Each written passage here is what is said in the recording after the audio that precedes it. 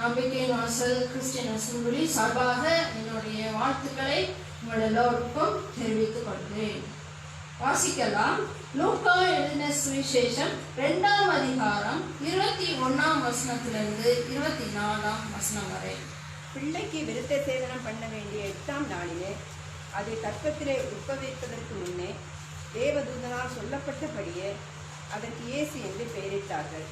மோசேயின் நியாயப்பிரமாணத்தின்படியே அவர்களுடைய சுத்திகரிப்பின் நாட்கள் நிறைவேறின போது முதற்பேரான எந்த ஆண் பிள்ளையும் கர்த்தருக்கு பரிசுத்தமானது எனப்படும் என்று கர்த்தருடைய நியாயப்பிரமாணத்தில் எழுதியிருக்கிறபடி அவரை கர்த்தருக்கென்று ஒப்பு கொடுக்கவும், கர்த்தருடைய நியாயப்பிரமாணத்தில் சொல்லியிருக்கிறபடி ஒரு ஜோடு காட்டு புறாவையாவது 2 புறா குஞ்சுகளையாவது பலியாக செலுத்தவும் அவரை எருசலேமுக்கு கொண்டு போனார்கள்.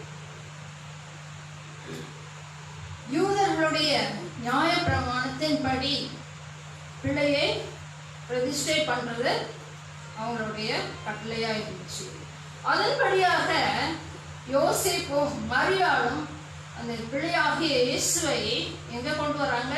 எருசலேம் ஆலயத்துக்கு பிரதிஷ்டை பண்ண கொண்டு வராங்க. அதை கொண்டு வரும்போது அங்க அந்த ஆலயத்துக்கு அங்க என்டர் ஆகும்போது அங்க ஒரு தீர்க்கதரிசிய பார்க்குறாங்க. அவர் யார் என்று நாம் பார்ப்போம் என்றால் அவர்தான் சிமியோன். வாசிக்கலாம். லூக்கா 2:25-26. அப்பொழுது சிமியோன் என்னும் பெயர் கொண்ட ஒரு மனுஷன் எருசலேமில் இருந்தான். அவன் நீதியும் தேவ பக்தியும் உள்ளவனாயும் இஸ்ரவேலின் ஆறுதல் வர காத்திருக்கிறவனாயும் இருந்தான். அவன் மேல் பரிசுத்த ஆவி இருந்தார்.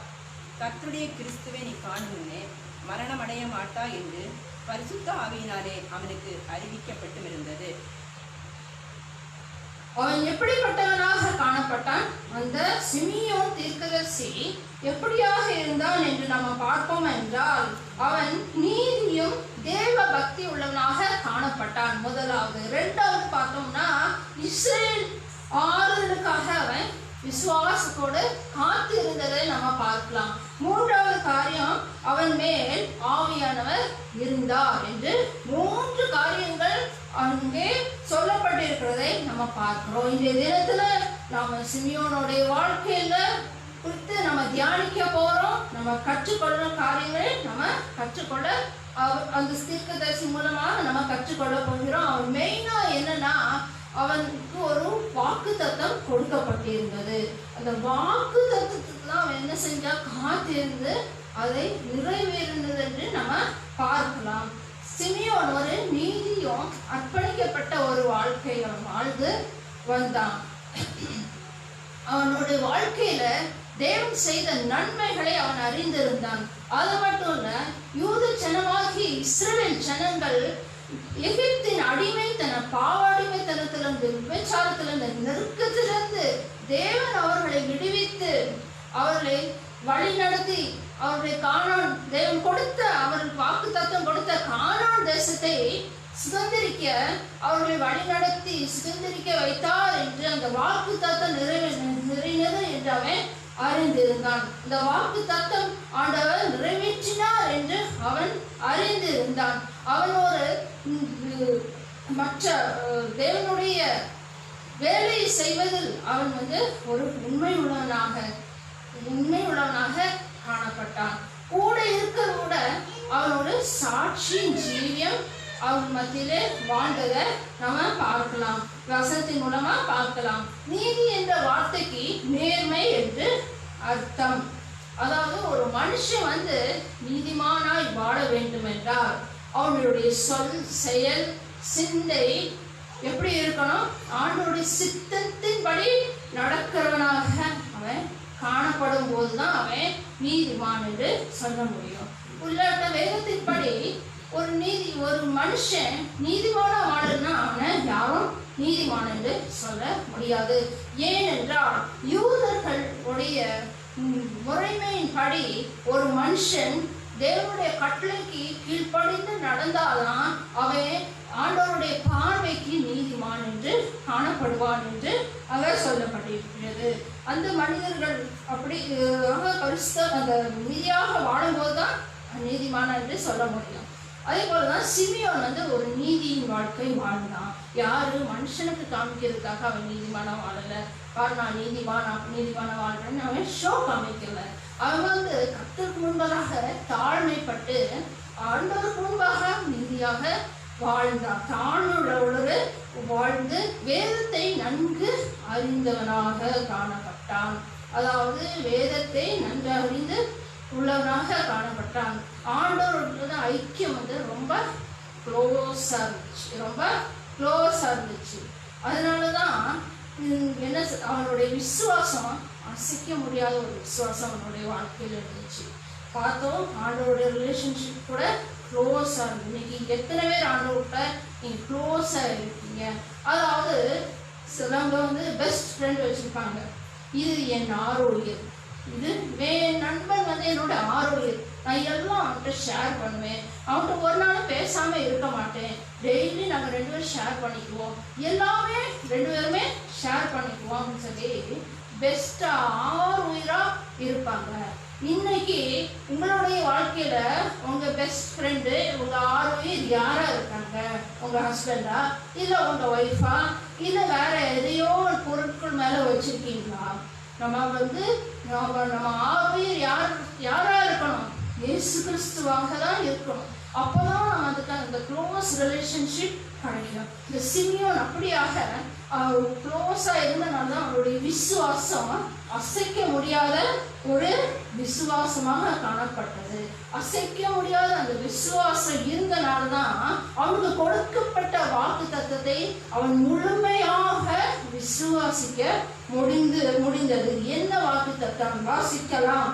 லூக்கா 2:26. கர்த்தருடைய கிறிஸ்துவை நீ காணுமின்னே மரணமடைய மாட்டா என்று பரிசுத்த ஆவியினாலே அவனுக்கு அறிவிக்கப்பட்டும் இருந்தது.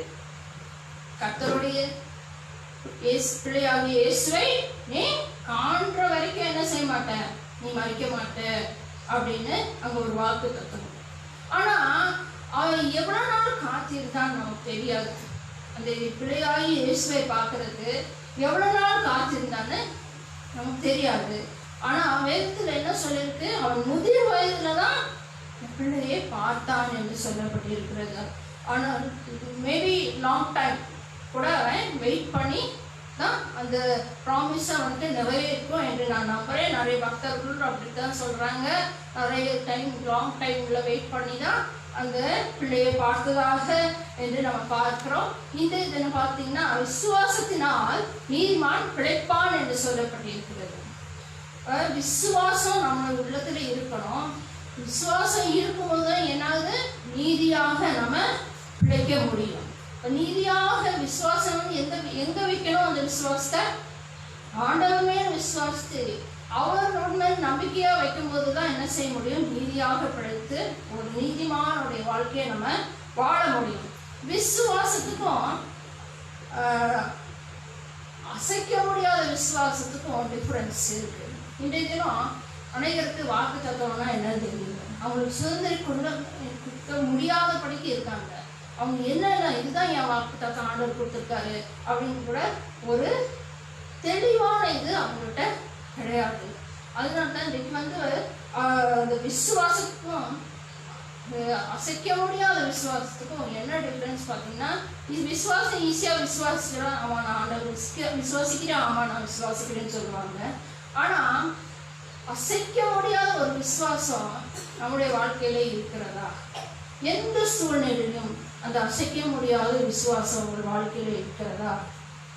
கஷ்டங்கள் வரும்போது, துன்பங்கள் வரும்போது, சோதனை வரும்போது உங்களோட நிலைமை எப்படிப்பட்டதாக இருக்கிறது? உங்களுடைய விசுவாசம் எப்படிப்பட்டதாக இருக்கிறது? அசைக்க முடியாத விசுவாசம் உங்களுடைய வாழ்க்கையில் இருக்கிறதா? மோசே 12 வரை கானான் தேசத்துக்கு வேவாக்க அனுப்பலாம். அதுல 10 பேர் என்ன சொன்னாங்க? இதை சுதந்திரிக்க முடியாது, அங்க உள்ள ஜனங்கள் பயங்கரமான ஜெயின் மாதிரி இருக்காங்க, முடியவே முடியாது. ஆனா ஆண்டவர் என்ன சொன்னார்? ப்ராமிஸ், நீங்க கானான் தேசத்தை சுதந்திரிப்பீர்கள் என்று இஸ்ரவேல் ஜனங்களுக்கு வாக்குத்தத்தம் கொடுத்தாரு. ஆனா இந்த 2 பேரு காலேபும் யோசுவாவும் என்ன சொன்னாங்க?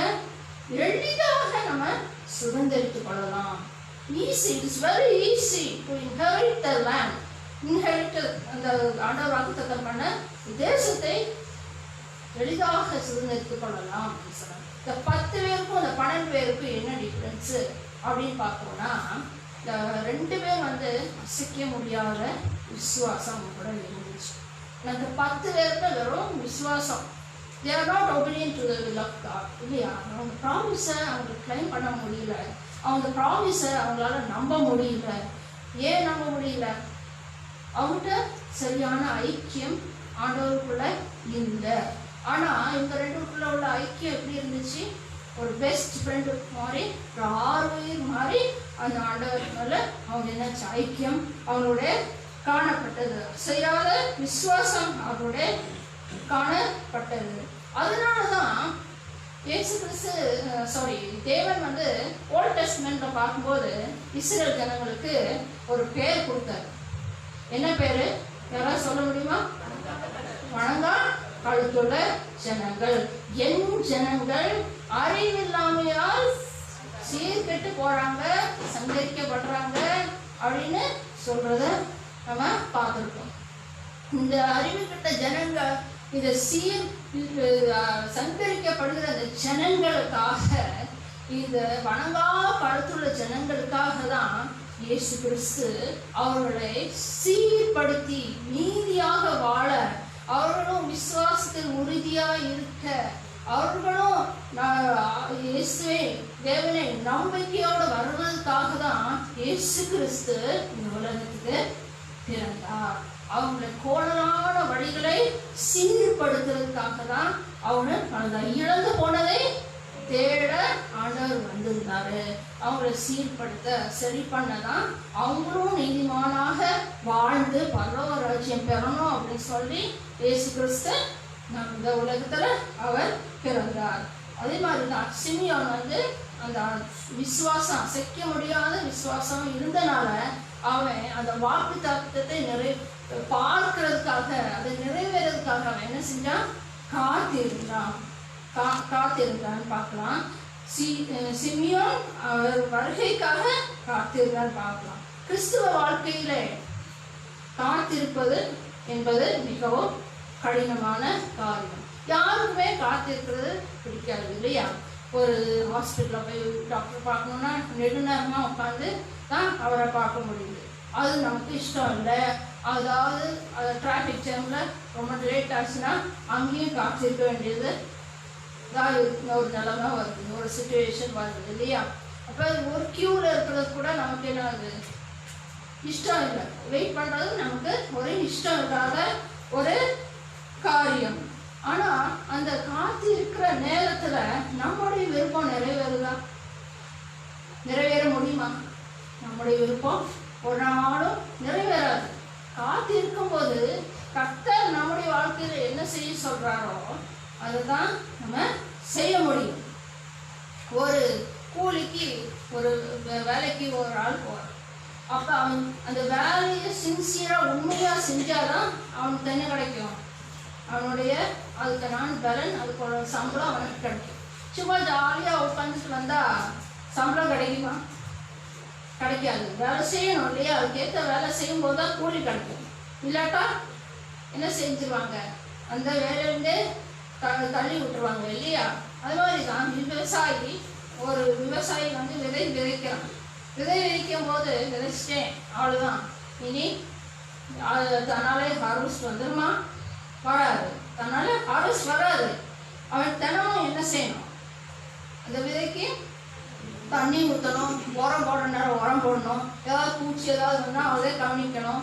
அப்படி அந்த கவனிக்கும் போது தான் எந்த நேரத்தில் அந்த ஹார்வெஸ்ட் வரணுமோ அந்த நேரத்தில் தான் அந்த பயிர் விளைஞ்சி அவனுக்கு அந்த பலனை கொடுக்கும் இல்லையா? அதே மாதிரி தான் சிமியோன் அவனுடைய வாழ்க்கையில் அந்த காத்திருக்கிற நேரத்தில் அவன் நம்பிக்கையோடு இருந்தான். ஒரு டிசிப்ளின் லைஃப் அவனோட இருந்துச்சு, விசுவாசம் இருந்துச்சு, கீழ்ப்படுதல் இருந்துச்சு. தேவன் ஆபிரகாமை அழிக்கும் போது நீ உன் இனத்தையும் உன் ஜனத்தையும் விட்டு, உன்னோட எல்லா இடத்தையும் விட்டு நீ வந்துரு, நான் சொல்ற தேசத்துக்கு, காண்பிக்கிற தேசத்துக்கு உன்னை கொண்டு செல்வேன்னு சொல்றாரு. இப்போ ஆபிரகாம் வந்து அந்த வார்த்தைக்கு உண்மையிலே கீழ்ப்படிஞ்சு போனான். ஆனால் கூட இருந்த இனஜனங்கள் அவனுடைய தாப்பன் என்ன சொல்லியிருப்பாங்க, அறியாத ஒரு உன்னைய நான் காட்டு தேசத்துக்கு கூட்டிகிட்டு போகிறேன்னு சொல்கிறாரு, நீ எப்படி தைரியமாக போவ, எப்படியும் டிஸ்டர்ப் ஆகிருக்குமா ஆயிருக்காதா, டிஸ்டர்ப் பண்ணியிருப்பாங்களா இருக்காதா, டிஸ்டர்ப் பண்ணியிருப்பாங்கல்ல, நீ இங்கே இரு, நம்ம இனத்தோடு சேர்ந்து நீ இங்கே இருன்னு சொல்லியிருப்பாங்க. ஆனால் அவனுடைய விசுவாசம் அவன் வந்து செயலில் காண்பித்தான். எதில் காண்பித்தான்? செயலில் காண்பித்தான். அன்று சொன்னதை அப்படி அவன் செயலில் காண்பித்தான். அதே மாதிரி தான் நோவா ஆண்டவர் சொல்றாரு, நீ ஒரு பேழையை கெட்டு நான் ரட்சிப்பேன் அப்படின்னு சொல்றாங்க. அந்த நோவா தெரியுமா எங்க போய் அந்த போட்டு நிற்கும், அரவராத் மலையில போய் நிற்கும் தெரியுமா? தெரியாது. ஆனா செயலில் இம்ப்ளிமெண்ட் பண்ணிட்டான் இல்லையா? அவனுக்கு கூட ஒரு நல்ல டிஸ்டர்பன்ஸ் வந்திருக்கும். நீ எது கேட்ட, நீ பைத்தியக்காரனா இருக்க, அப்படியெல்லாம் ஒன்றும் மழை வராது, அப்படியெல்லாம் உன் ஜனங்கள் எல்லாம் அடிக்க மாட்டாரு, அப்படியெல்லாம் ஒன்றும் கிடையாது, நடக்கவே நடக்காதுன்னு சொல்லி அவனை டிஸ்ட்ராக்ட் பண்ணியிருக்கலாம்.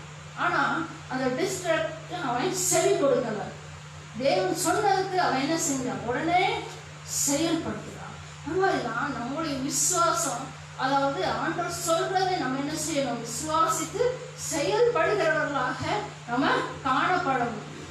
அப்போதான் நம்ம என்ன செய்யணும்? அதன் பலனை நாம பெற்றுக்கொள்ள முடியும். சிமியோன் அப்படிப்பட்டதான ஒரு விசுவாசம் அவன் இந்த காத்து இருக்கும்போது அவன் செயல்பட்டு அந்த இருந்ததுனாலதான் அவனால அசைக்க முடியாத விசுவாசம் அவனுடைய காணப்பட்டிருந்தது. அது மாதிரி தான் அவனுடைய ஐக்கியம், ஜெப ஐக்கியம் ஆழமா இருந்துச்சு. ஜெப உறவு எப்படி இருந்துச்சு? காத்து இருக்கும்போது ஆழமா இருந்துச்சு. இயேசு கிறிஸ்து பேதுரை பார்த்து சொல்றாரு, நீ ஆழத்துல போடு, வலைய ஆழத்துல போடு அப்படின்னு லூக்கா 5:4 பார்க்கலாம். அந்த ஆழத்துல போய் போடும்போது என்ன ஆகுது? மீன் வலை வந்து கிழியத்தக்கதாக மீன் இருந்துச்சு. இன்னைக்கு நம்முடைய ஜெப வாழ்க்கை ஆழத்துல இருக்கா, இல்ல மேலாட்டா இருக்குதா? நம்முடைய ஜெப வாழ்க்கை ஆழத்துல இருக்கும் போதுதான் அதுக்கான பதில் வந்து எப்படி வரும்? மல்டிப்ளிகேஷன். எவ்வளோ பிளஸடா அந்த மீன் வந்ததோ வெகு சீக்கிரத்துல அவ்வளோ தூரத்துக்கு அற்புதமான ஒரு பதில் நமக்கு கிடைக்கிறது. அப்போ இந்த நம்ம வந்து ஆழமா நம்ம ஜெப வாழ்க்கை இருக்க வேண்டும். இந்த ஆழமா அந்த ஜெப வாழ்க்கை இருக்கும் போது ஆண்டவர் என்ன செய்யறாரு? பலன் தருவாரு. இல்ல ஒரே புலம்பிட்டே இருந்தா, ஐயோ இது இப்படிதான் எனக்கு தான் இந்த இருந்து காரியத்திலிருந்து விடியுமோ அப்படின்னு இருந்தீங்கன்னா ஆண்டவர் வந்து பிரிய செய்ய மாட்டாரு. உங்களோட ஜெபம் முதல்ல ஆழமா போடுங்க. நீங்க ஆழமா போடும் போதுதான் ஆண்டவர் கிரியை செய்வாரு. ஆழமா போடும் போதுதான் உங்களுடைய விசுவாசம் வளரும். அப்ப ஆழமத்துல நீங்க போடும் போதுதான் எல்லா பிரச்சனைக்கும் உங்களுக்கு சொல்யூஷன் கிடைக்கும். ஆமென். அது மாதிரிதான் அந்த சிமியோனுக்கு வந்து பல பாடுகள் வந்திருக்கும். நீ வந்து இப்படி யாரையோ பிறக்க போறது போய் பார்க்குறீங்க அப்படின்னு சொல்லி அவனுக்கும் டிஸ்ட்ராக்ஷன் வந்திருக்கும், அவனுக்கும் பல பிரச்சனைகள் வந்திருக்கும். ஆனால் அந்த பிரச்சனைகளை அவன் அசையாதபடி அந்த ப்ராமிஸை நம்பி அவன் காத்து இருந்தான். இப்போதுதான் நம்முடைய வாழ்க்கையில் கூட பல சூழ்நிலை நம்மளும் என்ன சோதனை வழியாக போக வேண்டியது இருந்துச்சு, போக வேண்டியதாக இருக்கும். அதில் நம்ம வனாந்திர வழியில தான் நம்ம நடக்க வேண்டிய சில சமய சூழ்நிலை வரும் இல்லையா? அப்ப நம்முடைய கொடுக்கப்பட்ட ப்ராமிஸ், நமக்கு கொடுக்கப்பட்ட அந்த ப்ராமிஸ் வந்து சில ப்ராமிஸ் சீக்கிரம் நிறைவேறும், ஆனால் சில ப்ராமிஸ் என்னாகும்? புடமிடப்படும், சோதிக்குது நம்மளை. ஏன் சோதிக்குது? யோசேப்போட வாழ்க்கையில வாசிக்கலாம். சங்கீதம் 105:17, 18, 19. அவர்களுக்கு முன்னாலே ஒரு புருஷனை அனுப்பினார். யோசேப்பு சிறையாக விற்கப்பட்டான். அவன் கால்களை விலங்கு போட்டு ஒடுக்கினார்கள். அவன் பிராணன் இரும்பில் அடைப்பட்டிருந்தது. கர்த்தர் சொன்ன வார்த்தை நிறைவேறும் அளவும் அவருடைய வசனம் அவனை புடமிட்டது. கர்த்தர் சொன்ன வார்த்தை நிறைவேறும் அளவு அவன் வசனம் புடமிடப்பட்டது. எதுக்கு புடமிடப்படுகிறது? முதலாவது ரீசன், நம்ம ஏன் லாங் டைம் ப்ராசஸ் இல்லையா? Long time process. சில ப்ராமிஸ் நிறைவேறணும்னா லாங் டைம் எடுக்குது இல்லையா? 20 இயர்ஸ் மேலே, சில சமயம் 30 இயர்ஸ் மேலே கூட எடுப்போம். அப்போ அந்த ப்ராமிஸ் நிறைய பேர் கேள்வியில ஏன் புடமிடுது? யோபுவை ஆண்டவர் புடமிட்டாரு, அது மாதிரி நம்மளையும் ஆண்டவர் புடமிட்டுறாரு. எதுக்கு? பொன்னாக விளங்க. ஃபர்ஸ்ட் பாயிண்ட், பொன்னாக விளங்குறதுக்காக தான் என்ன செய்யறாரு? புடமிட்டுறாரு. அது மாதிரி யோபுவை புடமிட்டு ரெட்டிப்பான நன்மை பெற்றா. யோசேப்பை புடமிட்டாரு, அவனும் ஒரு பெரிய பதவியால இருந்தான். ரெண்டாவது பார்த்தோம்னா, நம்மளை இந்த ப்ராமிஸை சுதந்திரிக்க நாம் தகுதியா இருக்கிறோமா? நாம் தகுதியாக இருக்கிறோமா? அந்த ப்ராமிஸ் கொடுத்துட்டாரு, ஆனா அதை இன்ஹெரிட் பண்ண, அதை சுதந்திரிக்க நாம் தகுதியாக இருக்கிறோமா? நாம் தகுதியாகிறது தான் என்ன செய்யறாரு? புடமிடப்படுது. இந்த புடமிட காலம் எவ்வளவு நாள் நம்ம தகுதியாக ஆகிறோமோ அது வரைக்கும் என்ன செய்யும்? புடமிடுவோம். புடமிட்ட பிறகு அது நிறைவேறும், அந்த ப்ராமிஸ் நிறைவேறும். காத்து இருக்கும்போது நம்ம எப்படி இருக்கணும் அப்படின்னு பார்த்தோம்னா, முதல் காரியம் ரோமர் 5:12 வாசிக்கலாம்.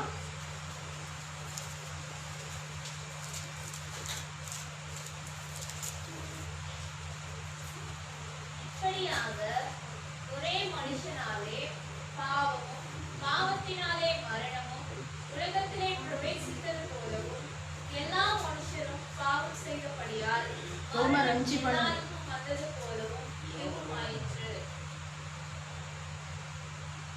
பொறுமையா காத்திருக்கணும்னா முதல் பொறுமையும் நம்பிக்கையும் நமக்கு வேணும். அதாவது பொறுமையோடு தேவன் பாத்துல நம்ம காத்திருக்கணும், நம்பிக்கையோட காத்திருக்கணும். எப்படி காத்திருக்கணும்னா, சூழ்நிலையை காட்டிலும் எனக்குள்ள இருக்கிற இயேசு பெரியவர். சூழ்நிலையை காட்டிலும் எனக்குள்ள இருக்கிற இயேசு பெரியவர். பிரச்சனை மலை போல இருக்கலாம், இது நடக்காது, இது நடக்காது அப்படின்னு சொல்லி மலை போல இருக்கலாம். இது எப்படி இதை நான் சால்வ் பண்ணுவேன், எனக்கு முடியல அப்படின்னு சொல்லி மலை போல இருக்கலாம். நான் அந்த பிரச்சனையை நீங்க பார்த்தீங்கன்னா நடக்காது. ஆனா அந்த பிரச்சனையை பார்க்கறதுக்கு பதிலாக உங்களுக்குள்ள இருக்கிற இயேசு பெரியவர்னு பார்க்குறீங்களா? எத்தனை நம்புறீங்க? உங்களுக்குள்ள இருக்கிற இயேசு பெரியவர். என்ன வந்தாலும், எந்த பிரச்சனை வந்தாலும், மழை போல வந்தாலும், என் இயேசு எனக்குள்ள பெரியவராக இருக்கிறாரு. அந்த பிரச்சனையை காட்டில பெரியவராக இருக்கிறாரு. அதை அவரால் சால்வ் பண்ண முடியும். He can do everything. Nothing is impossible for him அப்படின்னு சொல்லி எத்தனை பேர் விசுவாசிக்கிறீங்க? எத்தனை பேர் உங்க உள்ளத்துல அந்த நம்பிக்கை இருக்கு? எத்தனை பேர் இருக்குது? ஆமென் சொல்லலாமா? அந்த நம்பிக்கை இருக்கணும், அந்த பொறுமை நமக்குள்ள இருக்கணும். அவர் பெரியவர், அவர் எல்லாவற்றையும் பார்த்துக் கொள்வார். நான் பார்க்கறதுக்கு காட்டிலும் அவர் பார்த்துக் கொள்வார். ஏனென்றால் எனக்கு அறியாமல் எட்டாதமான பெரிய காரியங்கள் அவர் செய்கிறார்கள். நம்ம கூட நினைக்கலாம், அந்த காத்திருக்கிறாரோ, ஒருவேளை ஆண்டவர் இப்படி செய்வாரோ, இப்படி வழி தரப்பாரோ, அப்படி வழி தரப்பாரோ. ஆனா நம்ம நினைவுகளை காட்டிலும் அவருடைய நினைவுகள் மேலானவை. அவர் நமக்கு அறியாததும் எட்டாததும் ஆன பெரிய காரியங்கள் செய்வார். நமக்காக யாவையும் செய்து முடிக்கிற தெய்வம் தான் அவர். பொறுமையாக நம்ம காத்திருக்கும் போது நமக்கு அறியாத எட்டாதமான பெரிய அதிசயம் நமக்கு காத்திருக்கிறது. நம்ம பொறுமையா காத்திருக்கணும். ரெண்டாவது பார்த்தீங்கன்னா, காத்திருக்கும் போது கர்த்தருடைய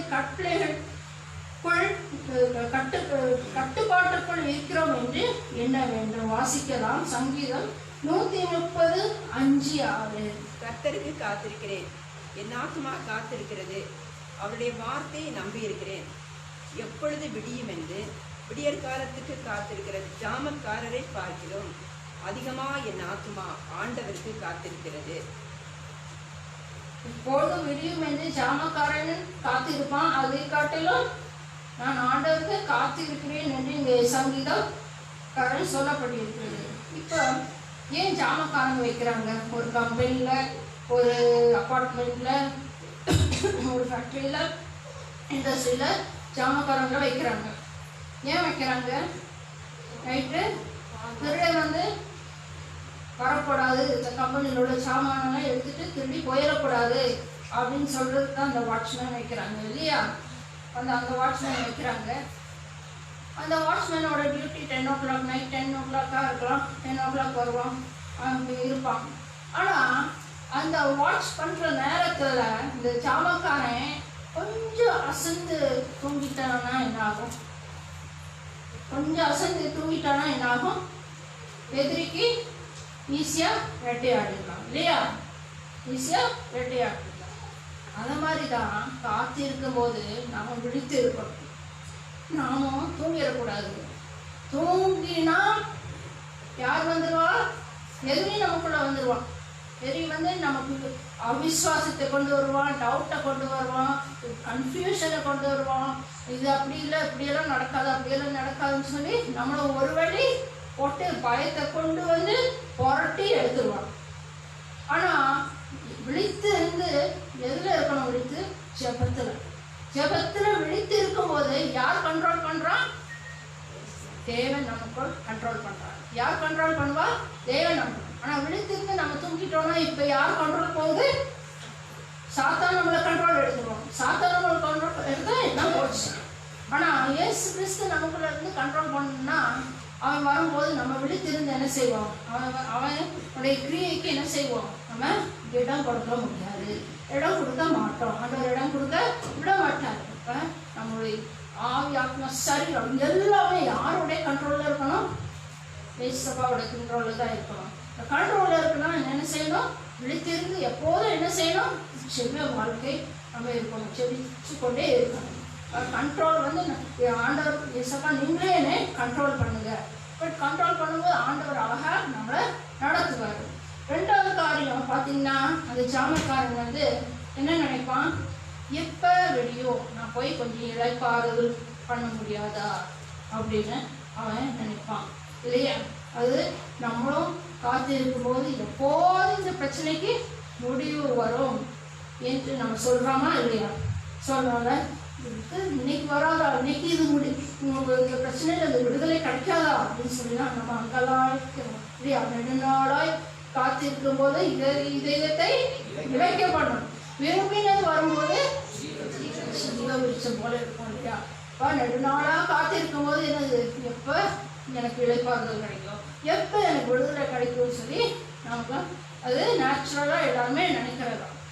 அப்படி நம்ம அப்படிதான் அந்த வாட்ச்மேன் என்ன நினைக்கிறான்? எப்போ விடியும்.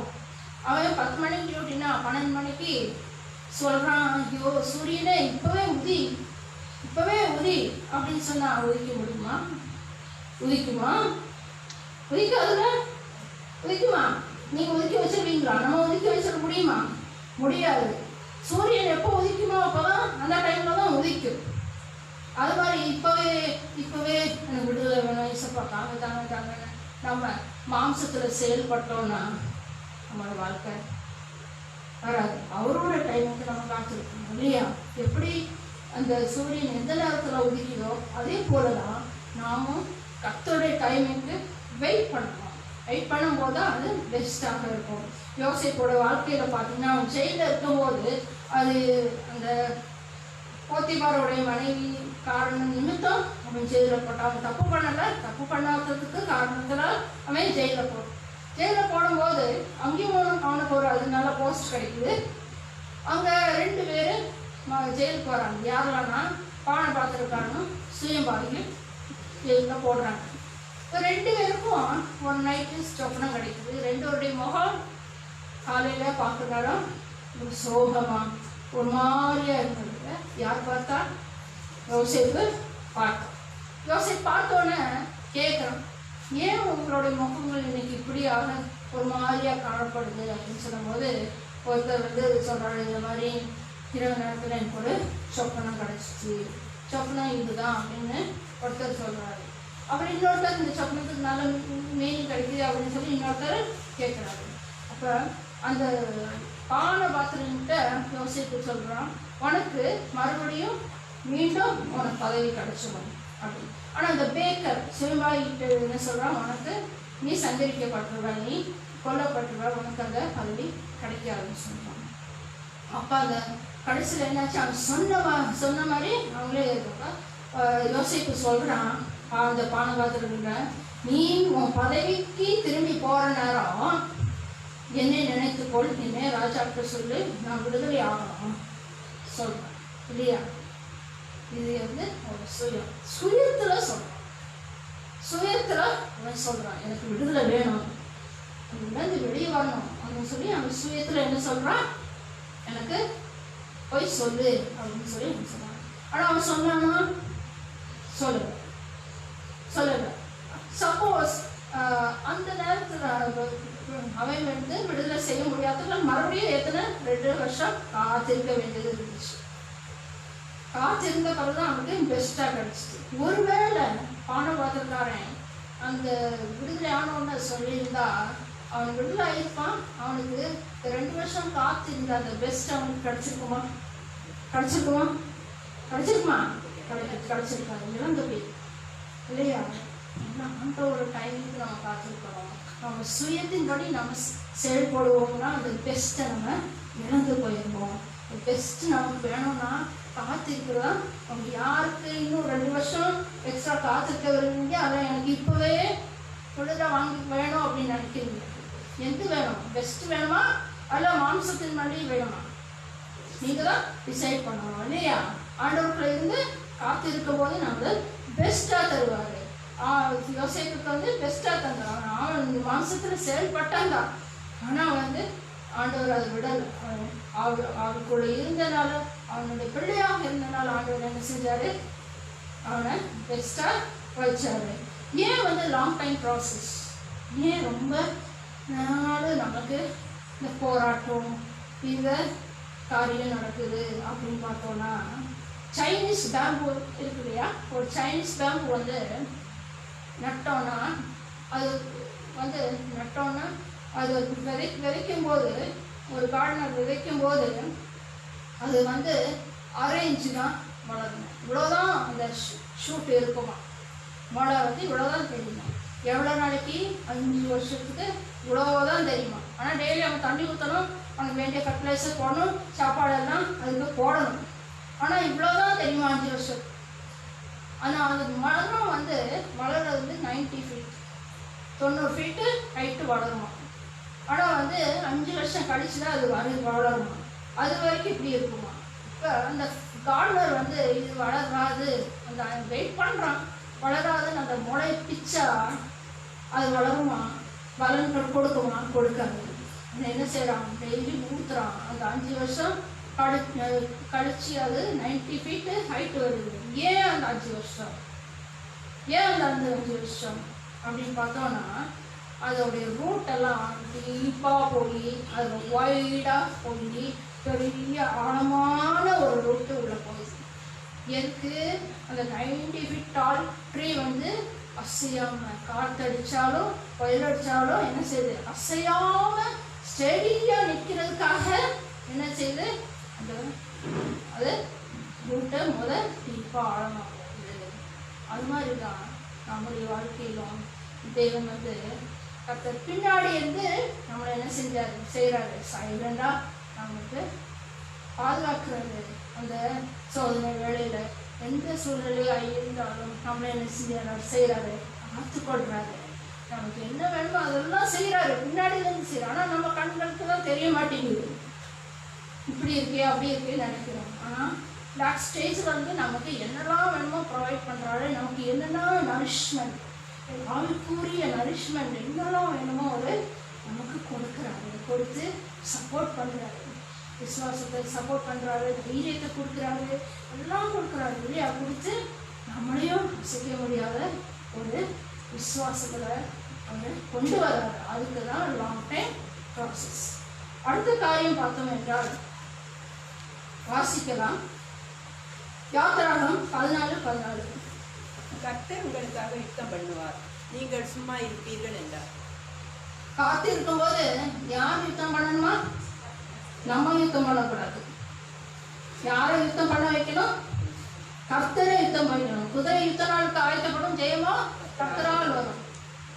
நம்ம வந்து ஆயத்தப்படணும். எதுக்கு ஆயத்தப்படணும்? நம்ம வந்து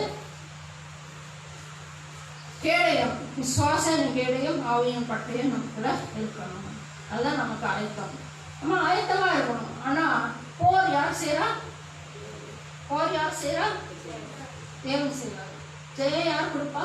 நம்ம வேஸ்டாக கொடுப்பார். இப்போ காத்து இருக்கும்போது நம்ம செய்ய வேண்டிய காரியம் விசுவாசமாக இருக்கணும். நம்ம வார்த்தை, அதாவது ஆவின் பட்டயமாகிய வசனம் நமக்குள்ளே இருக்கணும், விசுவாசம் இருக்கணும். அவருடைய நம்பிக்கை பொறுமையோடு இருக்கும்போது என்னமாவது அவர் நமக்காக யுத்தம் செய்து நம்மளுக்கு கொடுக்கப்பட்ட வாக்கு தத்துவத்தை அவர் நிறைவேற்றுகிற தேவனாக இருக்கிறார். பொறுமையாக காத்திருக்கும் போது தான் விசுவாசத்தில் என்ன செய்ய முடியும், வளர முடியும். இந்த வனாந்திர வாழ்க்கையில நம்ம போகும்போது தான் ஆண்டவரை அதிகமாக ருசிக்க முடியும். இந்த வனாந்திரத்துல தான் ருசிக்க முடியும். சும்மா வெற்றி பெற்று வெளியே வந்து ருசிக்க முடியாது. இந்த வனாந்திர வாழ்க்கையில தான் ஆண்டவரை ருசிக்க முடியும். அவ்வளோ அழகா இருக்கும், ரொம்ப ருசியா இருக்கும். அந்த ருசியை மறக்கவே முடியாது. அவ்வளோ ருசியாக நம்ம முடியும். வனாந்திர வழியில நம்ம நடக்கும்போது அதிகமான நம்பிக்கை அவர் மேல வைக்க முடியும். ஏன்னா அவர் ஒருபோது நம்மளை என்ன செய்ய மாட்டாரு, வெட்கப்படுத்த மாட்டாரு. மூன்றாவது காரியம் பார்த்தீங்கன்னா வாசிக்கலாம். லூக்கா 2:30-31-32. பிரஜாதிகளுக்கு பிரகாசிக்கிற ஒளியாகவும் உம்முடைய ஜனமாகி இஸ்ரவேலுக்கு மகிமையாகவும் தேவரீ சகல ஜனங்களுக்கு முன்பாக ஆயத்தம் பண்ணின உம்முடைய இரட்சணியத்தை என் கண்கள் கண்டது என்றார். சிமியோனுடைய ஊழியம் என்னன்னு பார்த்தீங்கன்னா சிறு பிள்ளைகளை பிரதிஷ்டை பண்ணுறது. அது மட்டும் இல்லை, அந்த ஆலயத்தில் உள்ள ஆவிக்குரிய காரியங்களும் செய்கிற வேலை தான் அவனுடைய வேலை. அவன் ஆவி மாணவருடைய அபிஷேகத்தால் எண்ணெயால் அதிகமாக நிரம்பி காணப்பட்டான். அன்றைய தினத்தில் மேரியும் மரியாளும் பிள்ளையும் வருவாங்கன்னு நமக்கு தெரியாது. ஆனால் ஆவியானுடைய ஏறுதலின்படி அவன் எருசலேம் ஆலயத்துக்கு வாரான். வந்த உடனே மரியாளும் யோசேப்பும் பிள்ளையை கொண்டு வராங்க. சரி, பிள்ளையை பிரதிஷ்டை பண்ணுறது கொண்டு வராங்கன்னு சொல்லி அவன் கையில் வாங்குறான். கையில் வாங்கி தன் மார்போட அணைக்கிறான். அணைக்கும் போது என்ன ஆகுது, ஆவியானவர் அவனுடைய கண்களை திறக்கிறார்கள். இதுதான் பிள்ளையாகிய இயேசு இஸ்ரவேலுக்கு கொண்டு வருகிற சமாதான காரணர் இவர் தான் அப்படின்னு சொல்லி ஆவியானவர் உணர்த்துறாரு. உடனே அந்த இடத்துல என்ன ஆகுது, உணர்வு அடைஞ்சு நான் இயேசு பிள்ளையை கண்டு கொண்டேனே அப்படின்னு சொல்லி அவன் சந்தோஷம் எப்படி இருந்திருக்கும் இல்லையா? எவ்வளோ அந்த இடத்துல ப்ராமிஸ் நிறைவேறுது. அந்த ப்ராமிஸ் நிறைவேறும் போது அவனோட சந்தோஷம் எவ்வளோ இருந்திருக்கும் இல்லையா? எவ்வளோ ஆனந்த கண்ணீராக அவ்வளோ சூழ்நிலை அவ்வளோ நல்லா இருந்திருக்கும். அப்படியாக ப்ராமிஸ் நிறைவேறுது இல்லையா? அந்த ஆவியான அவனுக்குள்ள இருந்தனால தான் சரியான நேரத்தில் ஆண்டவர் அந்த ப்ராமிஸை நிறைவேற்றினார் என்று பார்க்கிறோம். நம்முடைய வாழ்க்கையில கூட நம்ம எத்தனை பேர் ஆவியானவருடைய அபிஷேகத்துல நிரம்பி இருக்கணும். எவ்வளவு தூரத்துக்கு நம்ம நிரம்பி இருக்கணும். நம்முடைய ஆயில் எப்படி இருக்கு, நம்ம வாழ்க்கையில ஆயில் இல்லைன்னா விற்கலாம் போட்டுக்கிட்டு. ஏன்னா 10 கனியில 5 கனியில ஆயிலே இல்லாம போச்சு. அவங்க சுதந்திரிக்க முடிஞ்சுதா? முடியலை. இந்த 5 பேர் ஆயில் நிரம்பி இருந்தனால இங்க என்னாச்சு, சுதந்திரிக்க பல்லவத்தை சுதந்திரிக்க முடிஞ்சுது. அதே மாதிரி தான் ஆவியான துணை இல்லாம நம்மளுடைய ஆவிக்குரிய ஜீவியம் செம்மையாக வாழ முடியாது. ஆவியானவர் உங்களுடைய வாழ்க்கையில் இல்லாட்டா உங்க குடும்ப வாழ்க்கையில பிரச்சனை இருக்கும், சண்டைகள் இருக்கும், ஒரு ஒன்னஸ் இருக்காது. ஒருவேளை பாட்டினாவே கணவர் மனைவியாக இருக்காம ஆவியானவர் இல்லைன்னா ஒன்றும் செய்ய முடியாது. ஆவியானவர் மிகவும் முக்கியம், மிகவும் அவசியம். இந்த ஆவியானவர் எவ்வளோ தூரத்துக்கு நீங்கள் அந்நிய பாஷைனாலும் பேசலாம், எது வேணாலும் பேசலாம். சிலவங்க ஆக்ட் கூட பண்ணுவாங்க. நான் அப்படி பண்ணுன்னா ஆடுவாங்க. கடைசியில் சேர் மேலேருந்து அடுத்தவங்க மேலேருந்து இதுதான் நடக்குது. அது உண்மையான ஆவியானவர் அபிஷேகம் கிடையாது. உண்மையான அபிஷேகம் பயபக்தியோட என்ன ஆவியானவருடைய அபிஷேகம் நிரம்பும் போது தான் என்ன செய்ய முடியும். அவர் வழி நடக்கிற வழியில் நம்ம நடக்க முடியும். நம்மளை என்ன செய்வார், இம்மையிலையும் ஆசீர்வதிப்பாரு, மறுமைக்கும் அவர் தான் நம்மளை வழி நடத்தி கொண்டு போகிற தேவனாக இருக்கிறார். ஆவியானவர் நமக்குள் நிரம்பி இருக்கும்போது பல பாக்கியங்களை நம்ம பெற முடியும். அதாவது 7 பாக்கியங்கள் இருக்கு. நான் சீக்கிரமாக சொல்லி முடிக்க விரும்புகிறேன். வாசிக்கலாம். ரோமர் 8:11. அந்தியும் இயேசுவை மரித்தோரிலிருந்து எழுப்பினருடைய ஆவி உங்களில் வாசமாயிருந்தால் கிறிஸ்துவை மரித்தோரிலிருந்து எழுப்பினவர் உங்களில் வாசமாயிருக்கிற தம்முடைய ஆவியினாலே சாவுக்கு ஏதுவான உங்கள் சரீரங்களை உயிர்ப்பிப்பார். ஆவியானவர் கிறிஸ்து உடைய சரீரத்தை என்ன செஞ்சாரு? மரித்தோர்ந்து எழுப்பினார் இல்லையா? கிறிஸ்துவ அவர் எழுப்பினார்னா நம்ம எழுப்ப மாட்டாரா? நம்மளுடைய செத்த சரீரத்தை அவர் உயிர்ப்பிக்கிற தேவன், எழுப்புகிற தேவன். ஒருவேளை நம்ம சரீரத்துல நம்மளுடைய ஆர்கன்ஸ், சில ஆர்கன்ஸ் வந்து கெட்டு போயிருக்கலாம், அது மோசமா இருக்கலாம். நீ டாக்டர் சொல்லியிருப்பாரு இதெல்லாம் இனிமே ஒன்றும் செய்ய முடியாது, அவ்வளோதான் அப்படின்னு சொல்லியிருப்பாங்க. ஆனால் ஆவியானவர் நமக்குள்ள அனலா இருக்கும்போது, நிரம்பி இருக்கும்போது என்ன செய்யறாரு? அந்த ஆர்கனை அவர் உயிர்ப்பிக்கிறவராக இருக்கிறாரு. செத்து போனாலும் உயிர்ப்பிக்கிற தேவனா இருக்கிறாரு. ஏன்னா உலர்ந்த போன எலும்புகள் உயிரடைந்தது இல்லையா? உலர்ந்து போன செத்த எலும்பு கூட உலர்ந்து போன எலும்பு கூட உயிரடைஞ்சிச்சுன்னா நமக்குள்ள ஆவியானவர் அபிஷேகம் நிரம்பி இருந்தா உயிர் அடையுமா அடையாதா? என்னோட வாழ்க்கையில அப்படி ஒரு சம்பவம் நடந்துச்சு. என்னோட ஹார்ட் வந்து இசிஜி எடுத்தாங்க, எக்கோ ஸ்கேன் எடுத்தாங்க. ரெண்டுமே டாக்டர் என்ன சொல்லிட்டாங்க? வேரியேஷன் இருக்குன்னு சொன்னாங்க. அதுக்கான ஆஞ்சியோகிராம் எடுத்தாதான் அது எங்க என்ன பிரச்சனைன்னு கண்டுபிடிக்க முடியும் அப்படின்னு சொல்லிட்டாங்க. அந்த ஆஞ்சியோகிராம் எடுக்க போறோம். ஏசப்பா எனக்கு தெரியாது, ஆவியானவரே எனக்கு தெரியாது, இந்த இருதயம் உங்களுடைய இருதயம் என்னுடைய இருதயம் இல்லை. டாக்டர் சொல்றாரு அதுல ஏதோ பிரச்சனை இருக்கு, சம்திங் இஸ் தேர், ஹார்ட்ல ஏதோ பிரச்சனை இருக்குன்னு சொல்லிட்டாங்க. ஆனால் எனக்கு தெரியாது பிரச்சனை இருக்குதோ இல்லையோ, அண்ணனுக்கு தான் தெரியும். ஆனால் நான் சொன்னது ஏசப்பா இந்த இருதயம் என்னுடைய இருதயம் உங்களுடைய இருதயம் அப்படின்னு சொன்னேன். போய் ஆஞ்சியோகிராம் எடுத்தாங்க. ஆஞ்சியோகிராம் எடுத்து முடிச்ச உடனே டாக்டர் வராரு, ஹார்ட்ல எந்த பிரச்சனையும். எப்படி செய்யறாரு? இதுதான் உயிர்ப்பிக்கிற ஆவியானவர், இதான் உயிர்ப்பிக்கிற ஆவியானவர். இதுதான் ஆவியானுடைய அபிஷேகம் செய்கிற வேலை. இதே நம்ம ருசிக்க முடியும். எவ்வளோ நான் சந்தோஷப்பட்டேன்னு தெரியுமா?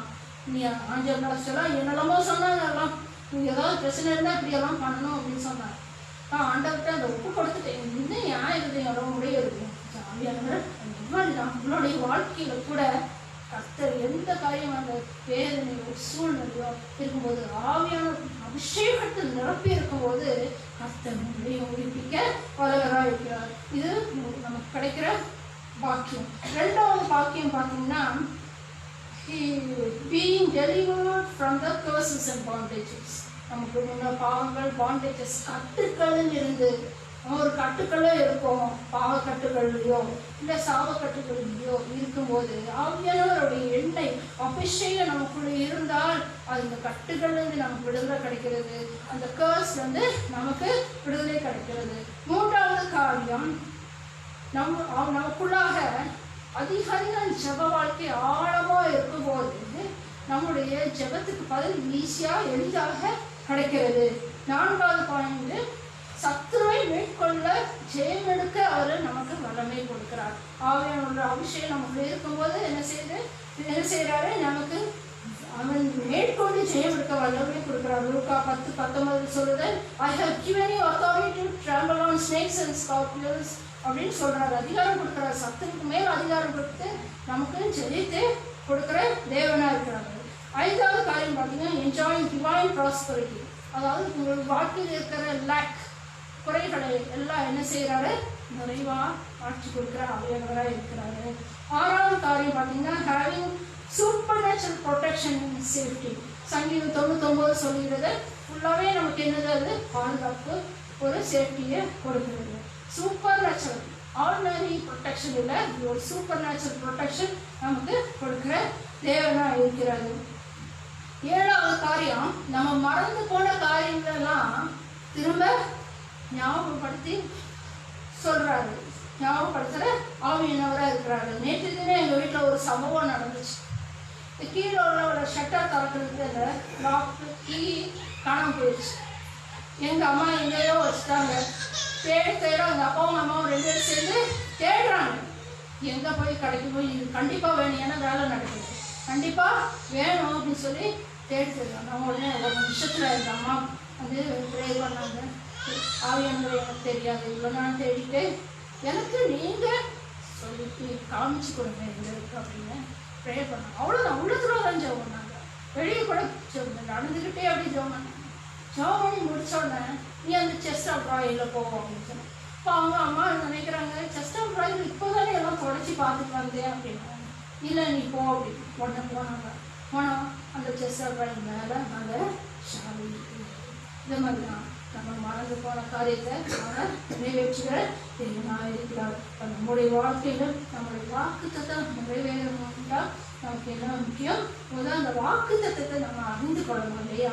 எப்படி அறிந்து அவன் இருந்தால் தான் இதுதான் நம்மளுடைய வாக்குத்தத்தம் நம்ம அறிந்து கொள்ள முடியும். ரெண்டாவது, விசுவாசம் நம்மள இருக்க வேண்டும். நம்மளுக்குள்ள அசைக்கப்படாத ஒரு விசுவாசம் கண்டிப்பாக நமக்கு வேண்டும். ஆவியானவர் இல்லாதவங்க கண்டிப்பா பெற்றுக்கொள்ள வேண்டியது மிகவும் அவசியம். காத்திருந்து தான் பெற்றுக்கொள்ள முடியும். அதுதான் இயேசு கிறிஸ்து சொல்றாருல, ஸ்ரீசர்களை பார்த்து நீங்க மேலறையில போய் காத்திருங்க அப்படின்னு சொல்றாரு. போய் காத்திருந்தாங்க, அபிஷேகத்தை பெற்றுக்கொண்டாங்க. இன்னும் அதை போல காத்திருந்து பெறாதவர்கள் என்ன செய்யணும்? காத்திருந்து நிச்சயமா ஆவியானவருடைய அபிஷேகத்தை நாம் பெற்றுக்கொள்ள வேண்டும். பெற்றுக்கொண்டால் மட்டும் போதாது, டெய்லி என்ன செய்யணும்? அதை அனல் மூட்ட வேண்டும். டெய்லி நம்ம கேட்கணும். ஒரு நாள் அபிஷேகம் கிடச்சிச்சு அவ்வளோதான், ஆவியானவர் கிடச்சிட்டாரு அவ்வளோதான், அப்படி கிடையாது. ஒவ்வொரு நாளும் என்ன செய்யணும்? உட்காந்து அவருடைய அபிஷேகத்தில் நிரம்பி இந்த எண்ணெயை புதுப்பிச்சுட்டே இருக்கணும். ஆலயத்தில், பழைய காலத்தில் ஆலயத்தில் அந்த விளக்கு முடிஞ்ச அடுத்த எரிஞ்சிட்டே தான் இருக்கும். மாதிரி நம்முடைய விளக்கு தண்டு எப்பவும் எப்படி இருக்கணும்? எரிஞ்சிட்டே இருக்கணும்.